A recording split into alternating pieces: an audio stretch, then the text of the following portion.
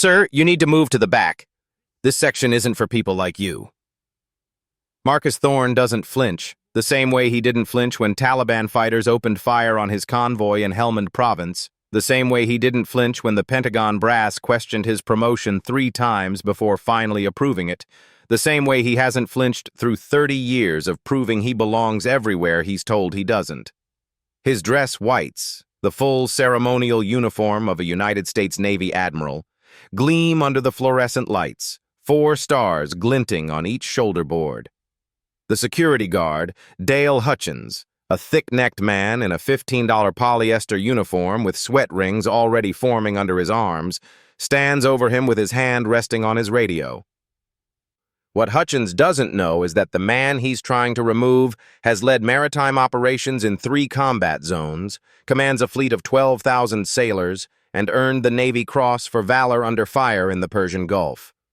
But right now, in Pinewood High School's crowded gym in suburban Georgia, all Hutchins sees is a black man in a seat he doesn't think he deserves. Marcus shifts his gaze slowly upward. His posture is ramrod straight, hands folded calmly in his lap. At 52 years old, his close-cropped hair shows threads of silver at the temples. A single scar runs along his left jawline, a souvenir from shrapnel in Fallujah. His eyes, dark and steady, meet Hutchins without anger, without fear. Just stillness. The kind of stillness that comes from staring down threats far deadlier than a man with a radio and an attitude problem. "I have a ticket," Marcus says. His voice is quiet but carries.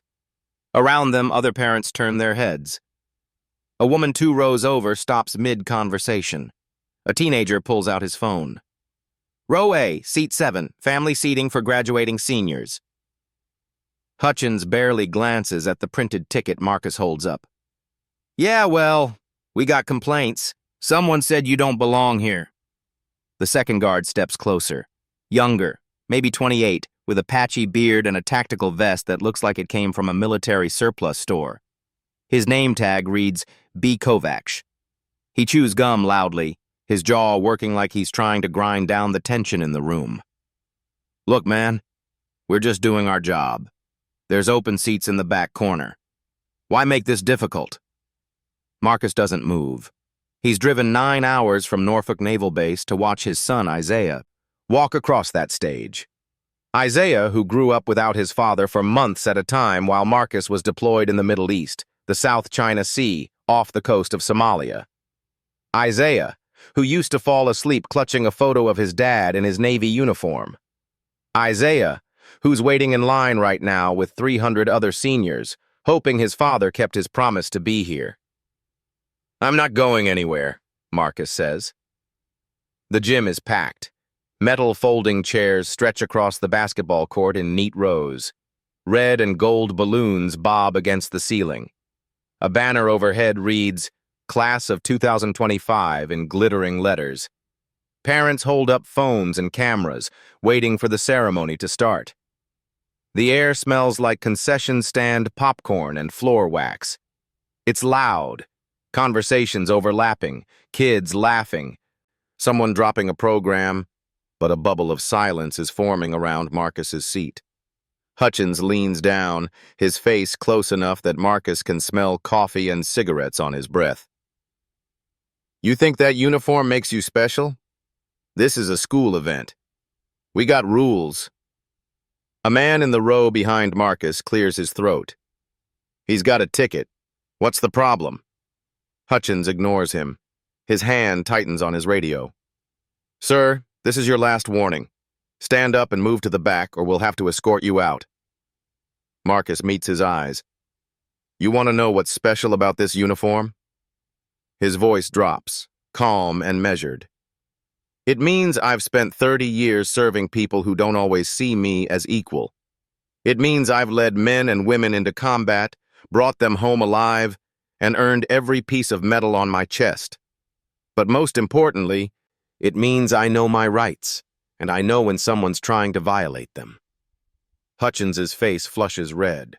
Kovacs shifts his weight, suddenly looking uncomfortable. Around them, more heads turn.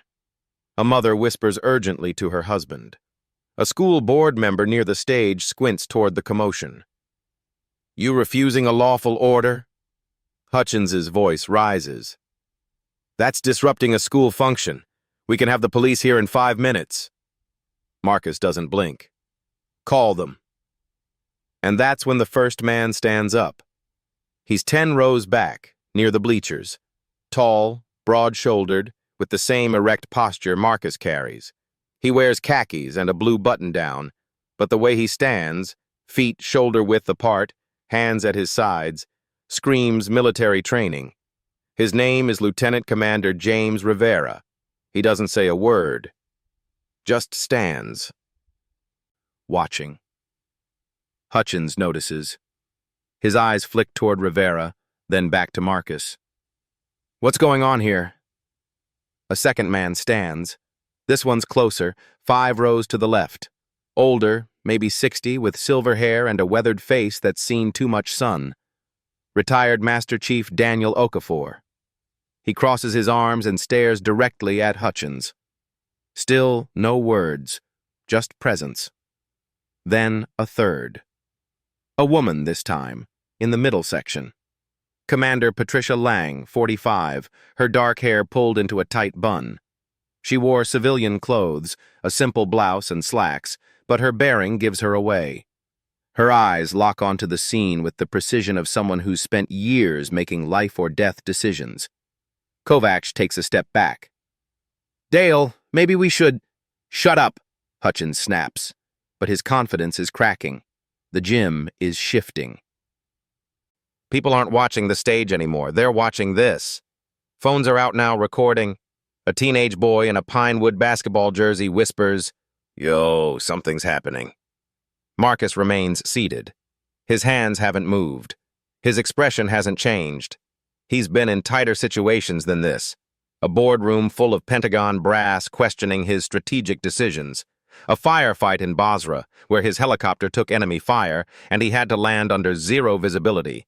A hostage negotiation off the coast of Yemen, where one wrong word would have meant 8 dead sailors. This is nothing.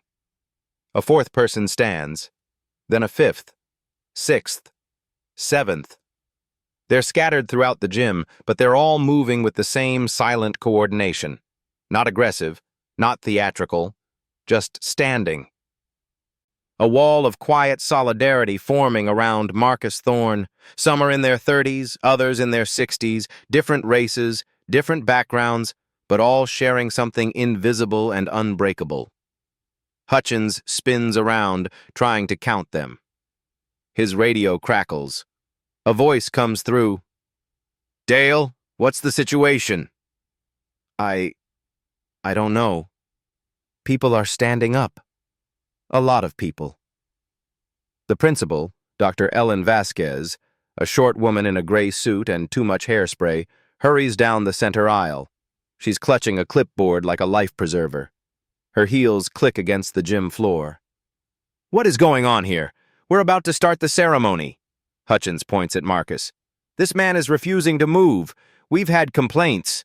"From who?" Dr. Vasquez's eyes narrow. "Who complained?" Hutchins hesitates. "Someone called it in. Said he looked suspicious." "Suspicious?" Dr. Vasquez's voice sharpens. She looks at Marcus, at his dress whites, at the 4 stars, at the rows of ribbons on his chest. Her face goes pale. "Oh my God. Sir, I am so sorry. There's been a misunderstanding." Marcus's voice is cold now.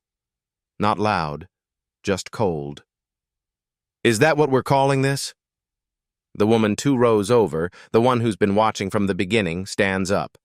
She's white, maybe 55, wearing a floral dress. "I've been sitting right here the whole time. Nobody complained. This man has done nothing wrong." Another parent stands, then another. Not military this time. Just people who recognize injustice when they see it. Hutchins backs up a step. His hand drops from his radio. "Look, I was just following protocol." "Whose protocol?" Rivera's voice cuts through from 10 rows back.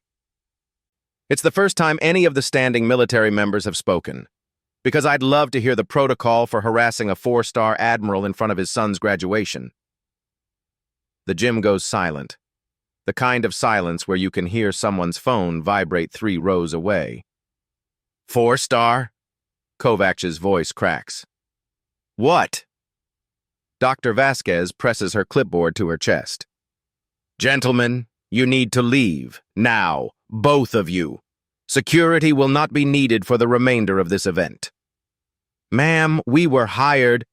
I don't care, leave, or I'll call the police myself and have you removed for harassment. Hutchins' face goes from red to purple. He opens his mouth, closes it, looks around at the faces staring at him, hundreds of them now, because the entire gym has figured out what's happening. Someone in the bleachers starts clapping, slow at first. Then others join. It builds into a wave of applause that drowns out everything else. Hutchins and Kovacs walk toward the exit. They don't look back. The heavy gym doors slam shut behind them, and the applause continues for another 10 seconds before fading into murmurs. Dr. Vasquez turns to Marcus. Her hands are shaking. Admiral Thorne, I cannot apologize enough. This should never have happened. If there's anything... There is, Marcus says quietly. You can start the ceremony. My son is waiting. Dr. Vasquez nods, relieved to have an action item. She hurries back toward the stage, her heels clicking double time. The military members sit down slowly, one by one. Rivera catches Marcus's eye and nods. Marcus returns it. No words needed. They've all been here before. Maybe not in a high school gym, but in moments where standing up was the only option that mattered. Marcus settles back into his plastic chair. It's still wobbly. The gym is still too warm, but the air feels different now, lighter. A hand touches his shoulder. He turns.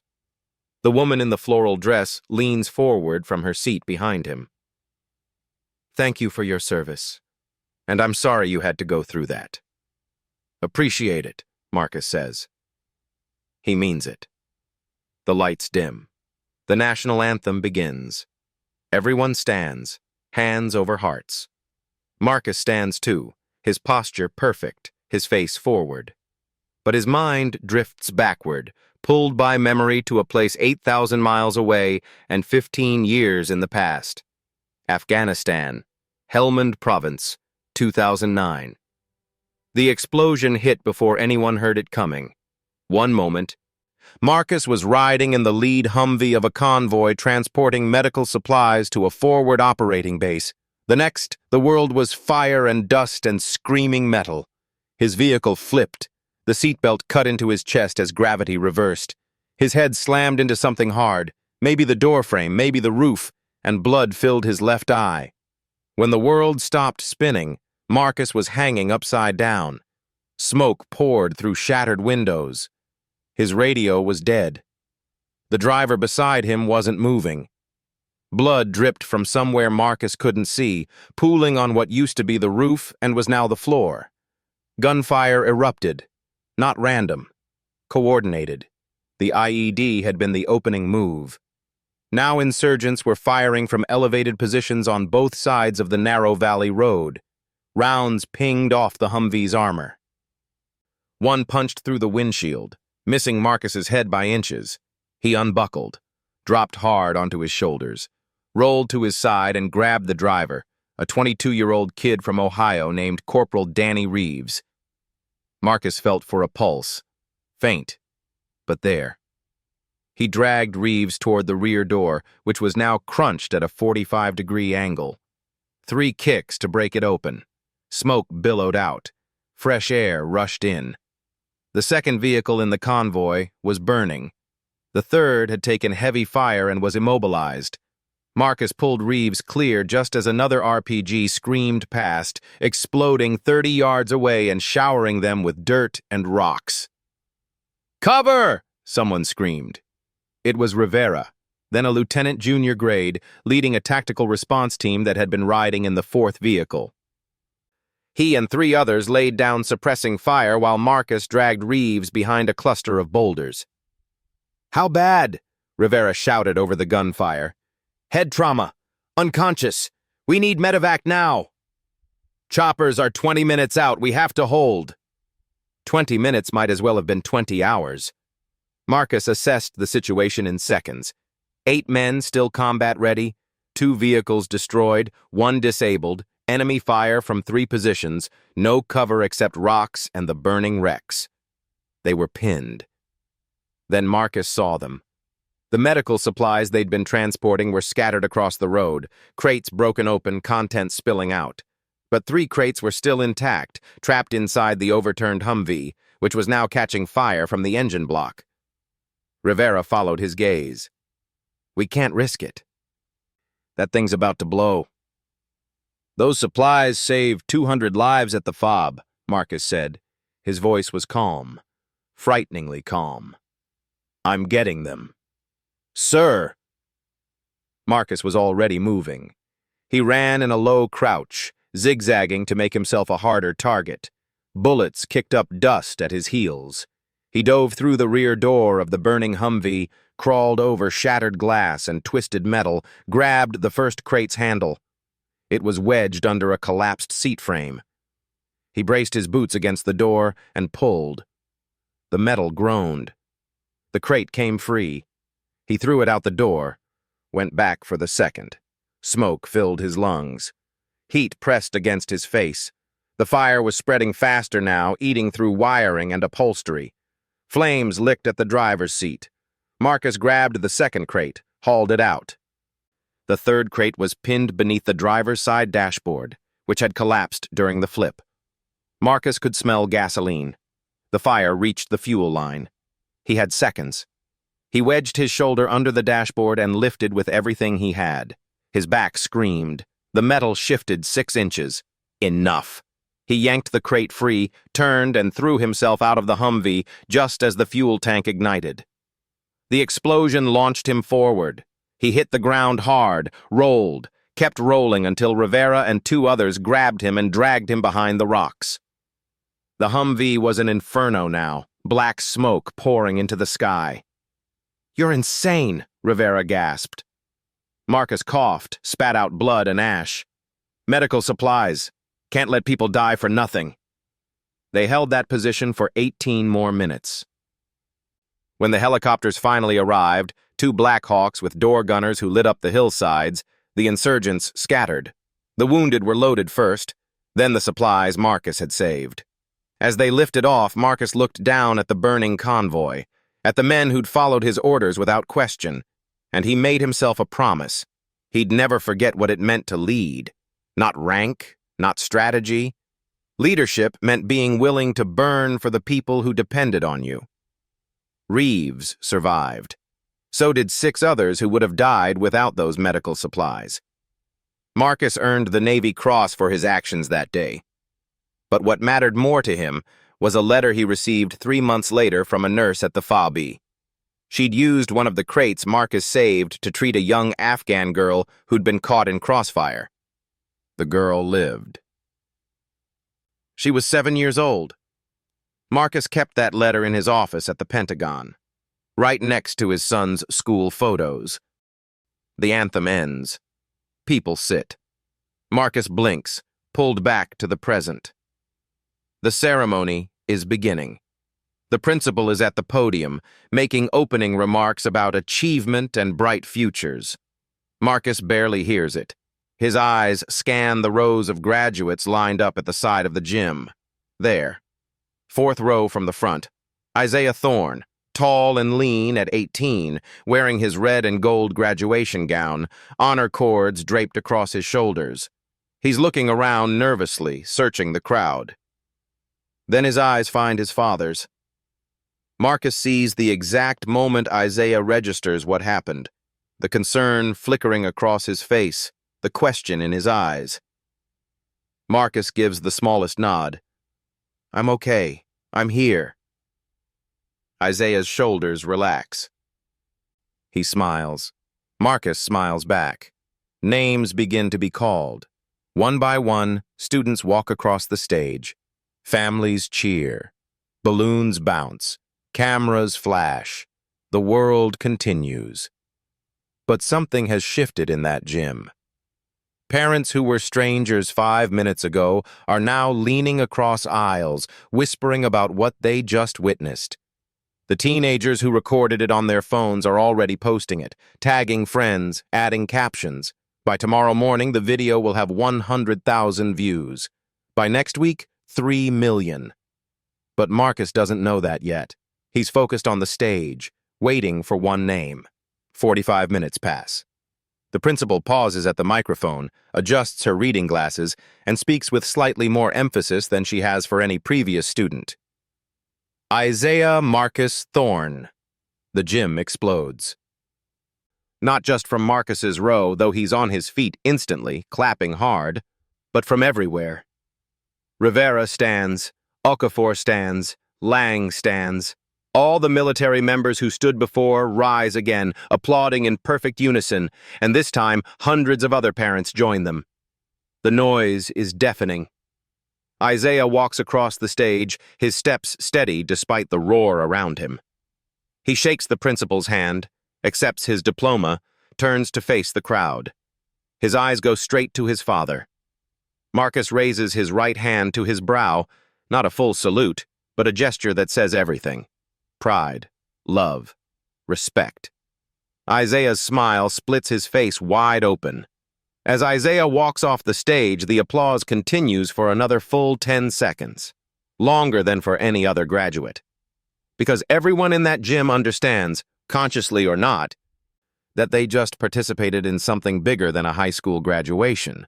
They stood witness to a moment where silence became sound, where dignity faced down disrespect, and where a community chose right over easy. The ceremony continues, but Marcus barely registers it. His chest feels tight, but it's a good tightness, the kind that comes from holding in too much joy.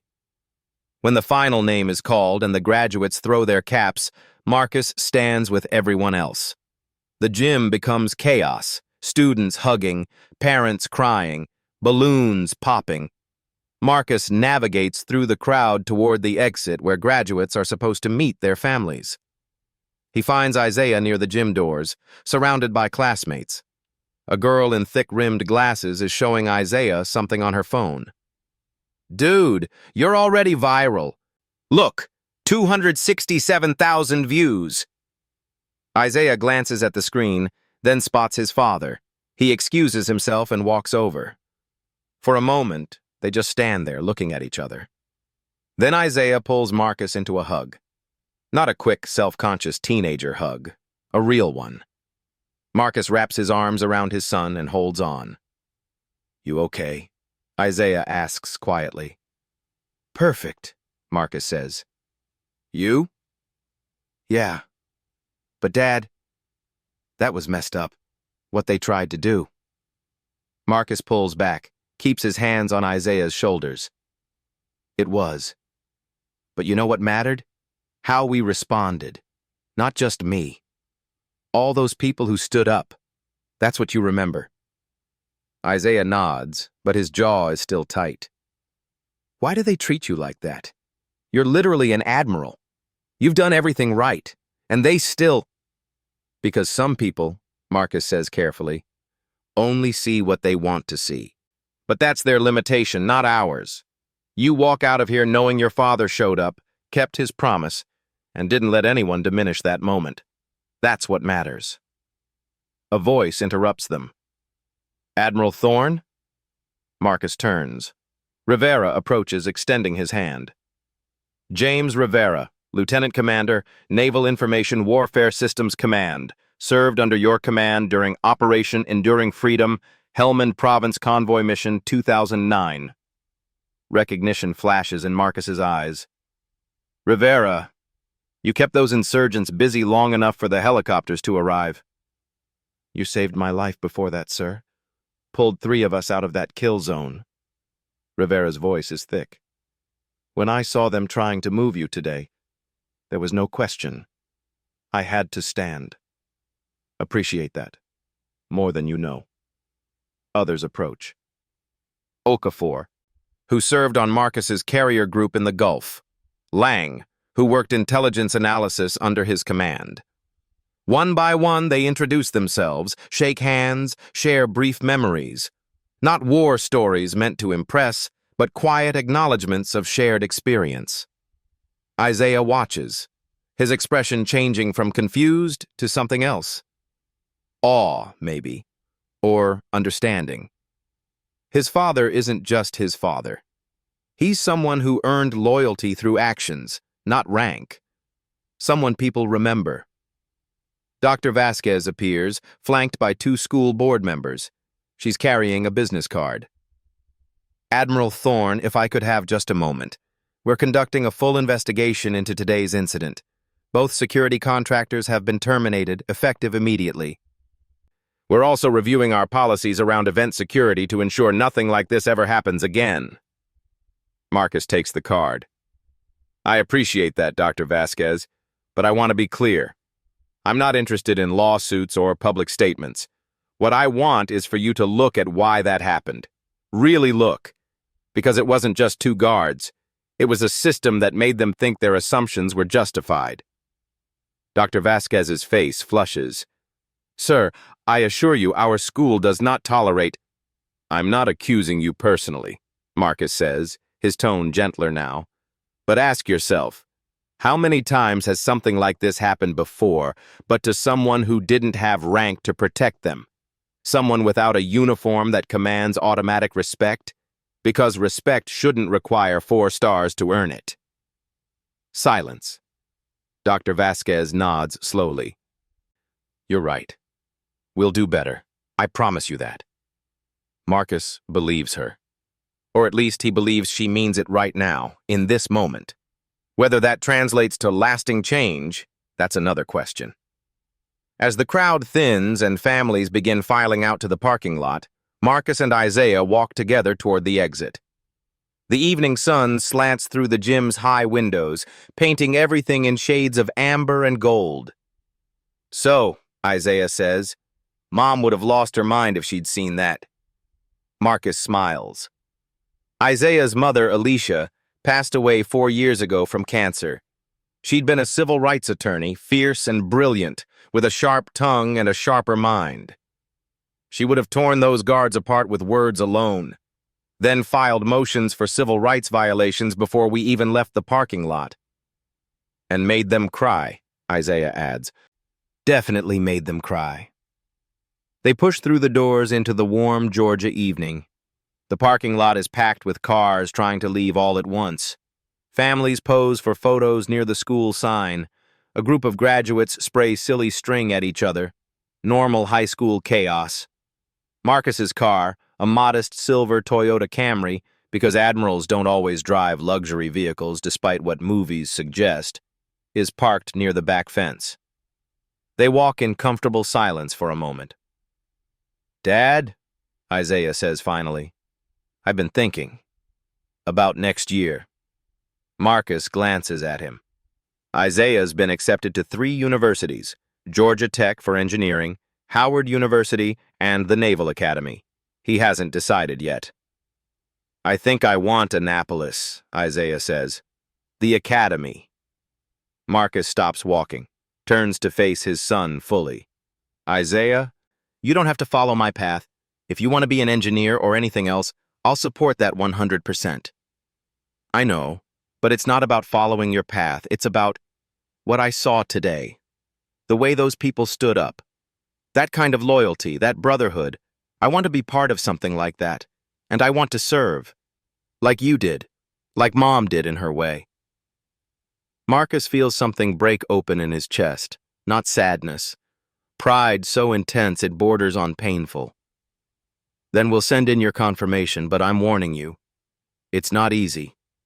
The Academy will push you harder than you've ever been pushed. Isaiah grins. Good. I'm ready. They reach the car. Before getting in, Marcus turns and looks back at the school. From this distance, it looks peaceful. Just a brick building with flags and a parking lot full of happy families. But inside those walls, Something happened today. Something that rippled outward. Rivera's posting the video on LinkedIn with a caption about leadership and respect. A parent who witnessed everything is writing a letter to the local newspaper. A school board member is already drafting new security training protocols. And somewhere, maybe, a young black kid who heard about this will walk a little taller tomorrow, knowing that dignity doesn't bend just because someone wants it to. Marcus gets in the car. Isaiah slides into the passenger seat. They buckle up. "Where to?" Marcus asks. "Waffle House?" "Obviously." The drive takes 20 minutes. They order too much food. Hash browns scattered, smothered, and covered, waffles with butter and syrup, eggs over easy, bacon crispy.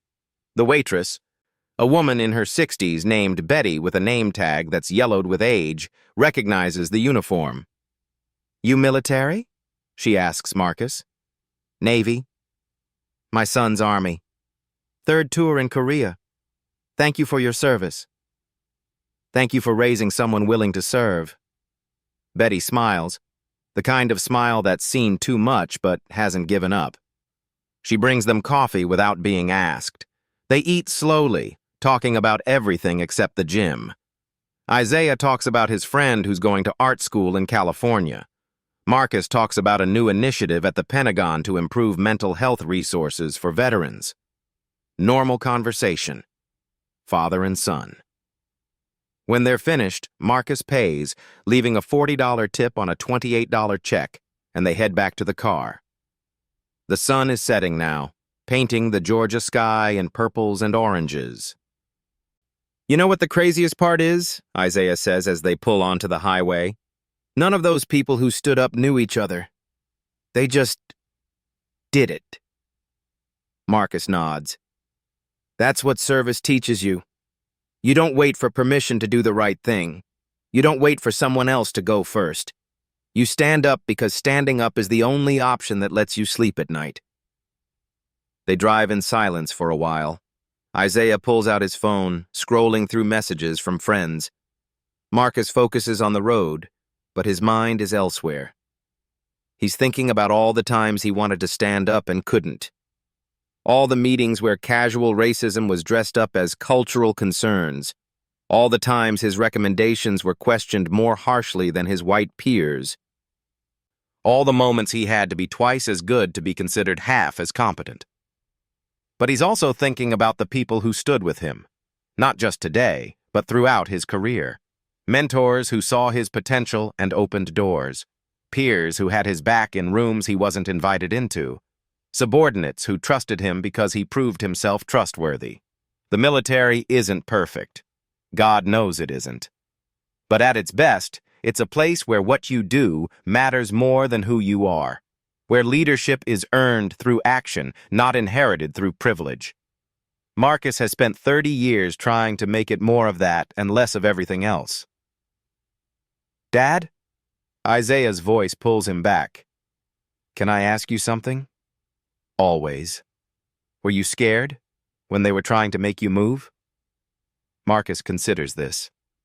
Honest answer. "No. Angry, yes. Disappointed, absolutely. But scared? No. Because fear comes from uncertainty. And I was certain of who I am. They couldn't take that from me." Isaiah nods, processing. "I want to be like that." "You already are. You watched your father face down public humiliation with hundreds of people watching. And you stayed calm, stayed in line, graduated with honor. That took strength, son. Different from mine, but just as important." They arrive at Marcus's hotel near the base, a Holiday Inn Express with a parking lot that smells faintly of chlorine from the pool. Marcus is flying back to Norfolk tomorrow morning, but tonight he's got Isaiah. They get ice cream from the hotel vending machine, Snickers ice cream bars that are slightly freezer burned, and sit in the lobby, talking until midnight. They cover everything. Isaiah's girlfriend, who he's breaking up with before college. Marcus's upcoming assignment to Pacific Fleet Command. The Navy football team's chances next season. How much they both miss Alicia. "She'd be so proud of you," Marcus says as they finally head to their rooms. Not just for graduating, for how you handled today, for the man you're becoming. Isaiah's eyes get wet. He blinks rapidly. Thanks, Dad. They hug one more time. Then Isaiah heads to his room down the hall, and Marcus enters his. He hangs his uniform carefully in the closet, sits on the edge of the bed, and finally allows himself to feel the full weight of the day. His phone vibrates. Text messages. Dozens of them. Colleagues from the Pentagon who've seen the video. Fellow officers offering support. One from the Secretary of the Navy. Saw what happened. Proud of how you handled it. Let's talk Monday. Marcus sets the phone down. Tomorrow there will be statements to make, policies to discuss, maybe even media interviews if he decides to give them.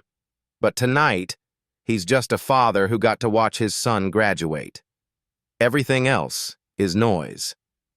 He pulls up a photo on his phone. Alicia, Isaiah, and him at Isaiah's 8th grade graduation. Alicia's wearing a yellow dress, Isaiah's in an awkward suit phase where the sleeves are too short, and Marcus is in his service uniform. They're all smiling. Isaiah's holding a certificate for honor roll. We did good, Marcus whispers to the photo. Our boy's going to be just fine. He sets an alarm for 5:30 a.m., turns off the lights, and sleeps the dreamless sleep of someone whose conscience is clear. 5 years later. Pinewood High School looks different now. There's a new wing for STEM education, funded partially by a grant Marcus helped secure through his Pentagon connections. The gym has been renovated. New floors, better lighting, modernized sound system, and near the main entrance, there's a plaque. It reads, "In recognition of Admiral Marcus Thorne, whose grace under pressure and commitment to dignity inspired this community to be better. May we always stand up for what is right." October 2025. Dr. Vasquez, now the district superintendent, is giving a speech to this year's graduating class. She's talking about character, about courage, about what it means to be a good citizen. And she's telling the story of what happened 5 years ago, though she doesn't mention names. Sometimes, she says, the most powerful thing you can do is simply remain who you are when the world tries to make you smaller. And sometimes the most powerful thing you can do is stand beside someone who needs your support. Both take courage. Both matter. In the audience, sitting in row C, seat 7, is a young man named Deshaun Harris. He's wearing his dress blues, E3 rank on the sleeve, fresh out of boot camp. He's here to watch his little sister graduate. He's nervous because he knows what can happen. Knows how some people see the uniform and some see something else first. But today, when he walked in and showed his ticket, the new security coordinator, a retired Marine named Sarah Chen, smiled and said, "Thank you for your service. Your seat is right up front, family section." And Deshaun relaxed. Because sometimes, change actually happens. Not everywhere, not all at once, but in small moments, in quiet decisions, in the space between what was and what could be. Isaiah Thorne is somewhere in the Atlantic right now, a junior officer on a destroyer, learning to lead the way his father taught him. Marcus is at the Pentagon, mentoring the next generation of naval officers, pushing for diversity initiatives that actually work, being the leader he wished he'd had more of when he was coming up. And in a hotel room in Georgia, Betty the Waffle House waitress is showing her son, home on leave from Korea, a framed photo on her wall. It's a screenshot from that viral video showing Marcus sitting calmly while those guards stood over him, and behind him, rows of people standing in solidarity. That's what it means to serve, Betty tells her son. Not just wearing the uniform, living it. Her son looks at the photo for a long moment. Did you ever tell him? Tell him what? That his story is why I re-enlisted. I was going to get out, but I saw that video, saw how he handled it. Made me want to be that kind of leader. Betty smiles. Then tell him yourself. I saved his email address. Across the country, across different lives and circumstances, The ripples continue. A teacher shows the video in her class when discussing civil rights. A father shares it with his daughter when explaining why standing up for others matters. A young woman applies to the Naval Academy after seeing Marcus speak at her college. No one person can change the world. But sometimes, one moment, one decision to maintain dignity, one choice to stand when sitting would be easier, creates a wave that travels farther than anyone imagined. Marcus doesn't think about legacy much. He's too busy doing the work. But if you asked him what he wants to be remembered for, he'd probably say this: I showed up. I did my job. I loved my son. And when it mattered, I didn't move. Because that's what heroes do. Not the loud kind who need recognition. The quiet kind who simply refuse to accept that dignity is negotiable. And every year on graduation day, someone sits in row C, seat 7, and remembers why that seat matters, why that moment mattered, why standing up, whether you're the one sitting down or the one rising behind them, is always the right choice. If this story moved you, ask yourself, when was the last time you stood up for someone who needed it? When was the last time you maintained your dignity when someone tried to strip it away? Tomorrow, you'll encounter someone facing their own moment of judgment. The question is, will you stand or will you look away? Subscribe to this channel and share this story with someone who needs to remember that respect isn't given by titles. It's earned through character, and it's proven in the moments when staying silent would be easier. Because the world changes not through grand gestures, but through ordinary people making extraordinary choices in ordinary moments. Like a father sitting in a plastic chair refusing to move. And a community deciding that's worth defending. That's not just a story, that's a responsibility. And it starts with you.